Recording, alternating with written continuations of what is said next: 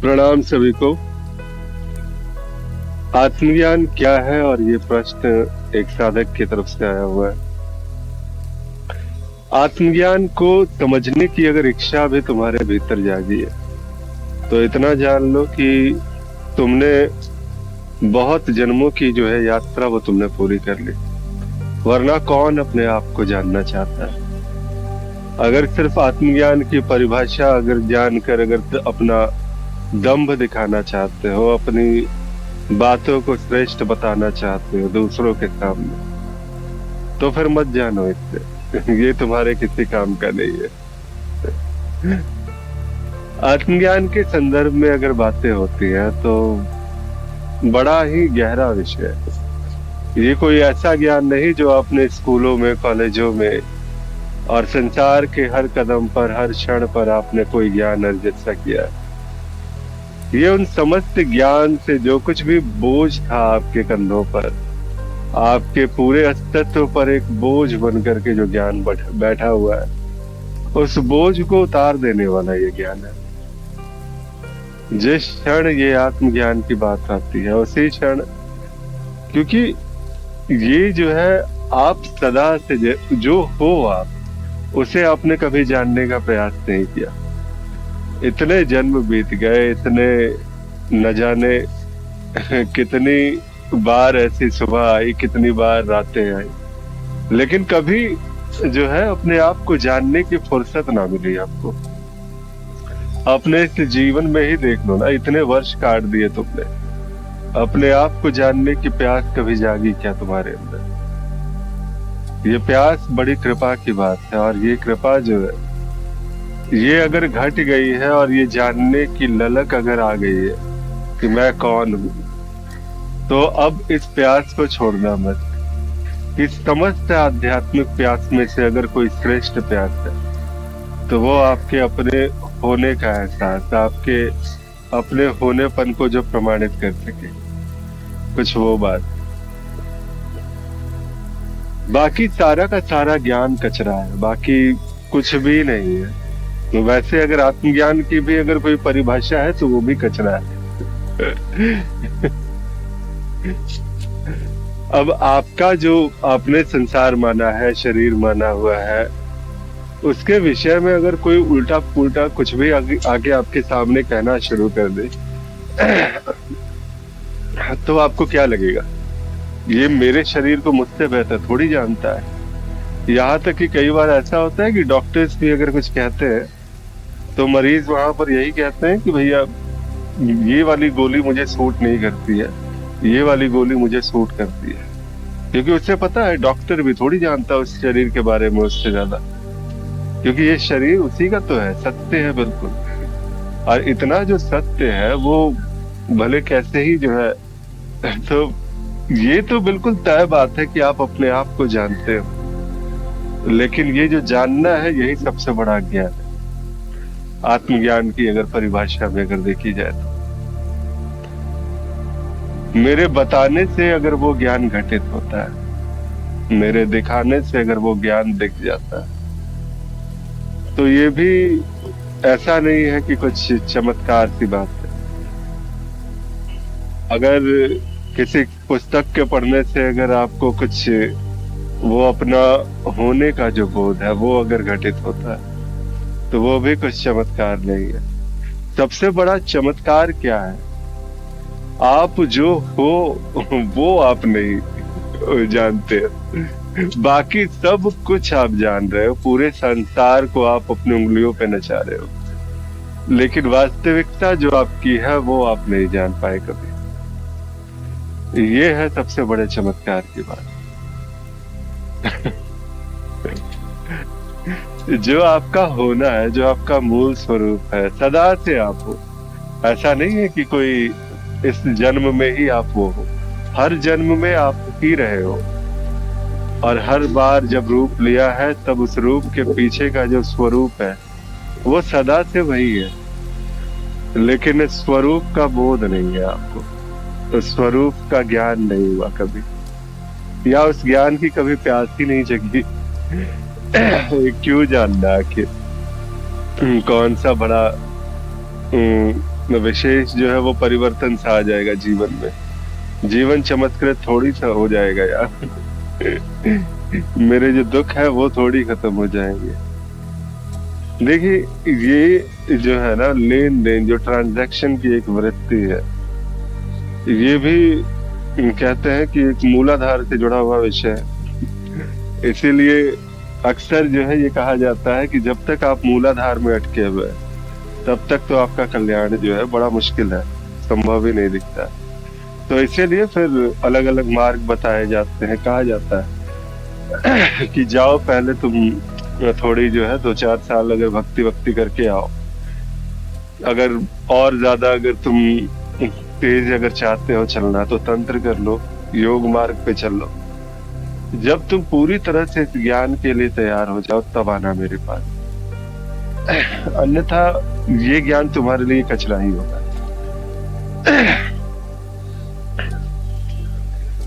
बाकी क्या करते हैं अन्य मार्गों में, जो भी है, क्या अन्य मार्गों में आत्मज्ञान नहीं होता? बिल्कुल होता है। अन्य मार्गों में भी वो ज्ञान होता है, अन्य मार्गों में भी वो चीजें जो है बिल्कुल स्पष्टता से स्पष्ट होती है। लेकिन बात ये है कि जो स्वरूप तक की जो पहुंच है, जो गति है आपकी, एक आप चल रहे हो पैदल आराम से, मंजिल आएगी आएगी देखा जाएगा। मैं तो बस रास्ते का, मैं सफर का मजा ले रहा हूँ। और एक है कि हाँ ठीक है, थोड़ा बहुत मजा ले लिया, जान गए, अब तुम तैयार हो इस ज्ञान के लिए, सीधा तुम्हें रॉकेट पे बिठाया जाता है और पहुंचा दिया जाता है। और वहां पर जो है फिर कुछ और की आवश्यकता नहीं रहती। उसी क्षण तुम वो हो चुके जिसके होने से अब कुछ और होना बाकी ना रहा। अब तुम वो समझ चुके जिसके समझने से कुछ और समझना बाकी न रहा। शास्त्रों में बड़े जो है विस्तार से बताया गया है। उपनिषद में देखिए, बड़े बड़े जो कहते हैं ना ग्रंथ है, मोटे मोटे से ग्रंथ है, उसकी सार बात पे अगर आइएगा तो सार यही है, बस यही दिखाने का एक जो है प्रयास है। जैसे कहते हैं ना, एक महाभागवत जो है श्रीमद् भगवत पुराण, जो उसकी कथा हो रही थी, जब एक बार जो है परीक्षित, क्योंकि परीक्षित को तो श्राप मिला कि अब 7 दिनों में तक्षक आएगा तुम्हें काटेगा, तो सारे संतों को बुलाया गया। वहां पे संत सारे आते हैं और आकर के उन्होंने कहा कि ठीक है, अब 7 दिन ही बचे हैं, तो ऐसा क्या किया जाए ये 7 दिनों में ये जीव मुक्त हो जाए। तो ये श्रीमद् भगवत महापुराण का जो है, उन्होंने कहा कि चलो ठीक है, इसका पठन होता है और वो सारा का सारा वो चलेगा। अब परीक्षित जो है वो सारा का सारा, जिस समय शुरुआत होती है प्रथम अध्याय से लेकर के आखिरी अध्याय तक, वो बड़ा प्रश्न करते, खूब प्रश्न करते, ये प्रश्न वो प्रश्न, ऐसे वैसे। अंततः जो है जब सब कुछ हो गया, सारी जो है बात हो गई, उस वक्त अंत में जो है बस उनसे एक प्रश्न किया गया परीक्षित से कि बताइए महाराज, ये जो वास्तविक जो है, ये जो सारी की सारी जो कथाएं सुनी, ये सुनने वाला कौन और ये जानने वाला कौन? ये सारा का सारा। और वहां पर ही उन्होंने कहा कि मैं तो सदा से वही था, ये सुनते हुए भी मैं सुन नहीं रहा था, ये जानते हुए भी मैं जान नहीं रहा था, ये समझते हुए भी मैं समझ नहीं रहा था। और जैसे ही ये बातें होती है, यानी कि वो मुक्त है। देखिए, सारा का सारा प्रयास जो है, सब कुछ जो है, ये बस सबसे कहते हैं ना कि उस अज्ञान के नाश की है। ऐसा नहीं है कि पुराणों से, वेदों से, या फिर जो है और किसी शास्त्र से आपके अज्ञान का नाश नहीं हो सकता। बिल्कुल हो सकता है, लेकिन चित्त सब अलग अलग है। कई बार हम इतने ढीठ से होते हैं कि बिना गुरु के हमें समझ में नहीं आता। किताबें अगर देखो तो भाई, उपनिषद तो 112 तो शंकराचार्य द्वारा जो है भाष्य थे, उन्होंने ही उनको जो है उपनिषदों को फिर से पुनर्जीवित किया, उनका जो है विस्तार दे करके। बहुत सारे हैं, गीता भी कई सारी हैं कि देखो इतने सारे जो है अष्टावक्र गीता है, भगवत गीता है, तो और भी कई सारी गीताएं हैं। 201 प्रकार की तो गीता है।